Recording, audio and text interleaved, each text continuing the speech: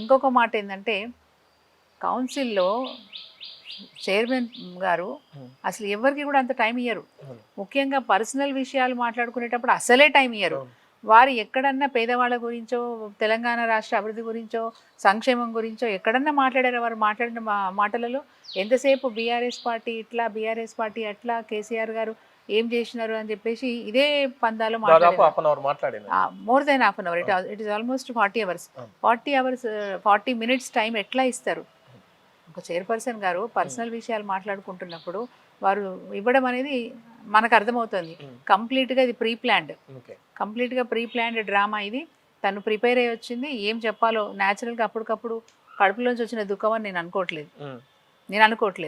ఎందుకంటే 100% ఇప్పుడు ఇన్ని నెలల నుంచి నువ్వు కౌన్సిల్కి రాకుండా ఈ రోజు కౌన్సిల్కి వచ్చి అదంతా చదివి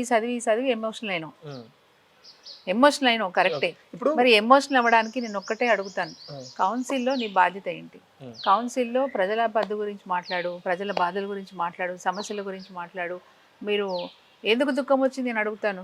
అంగన్వాడీ వర్కర్లకు న్యాయం జరగలేని దుఃఖం వచ్చిందా మీకు? ఎందుకు ఏడ్చినారు మీరు? ఆశా వర్కర్లకు న్యాయం జరగలేని ఏడ్చినారా?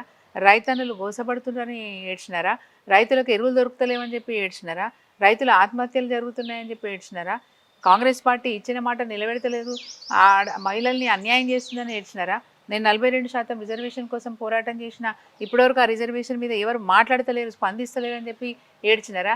ఏ బాధ, మీ బాధ గురించి ఏడ్చినారా లేకపోతే ప్రజల బాధ గురించి ఏడ్చినారా అని అడుగుతా ఉన్నాను.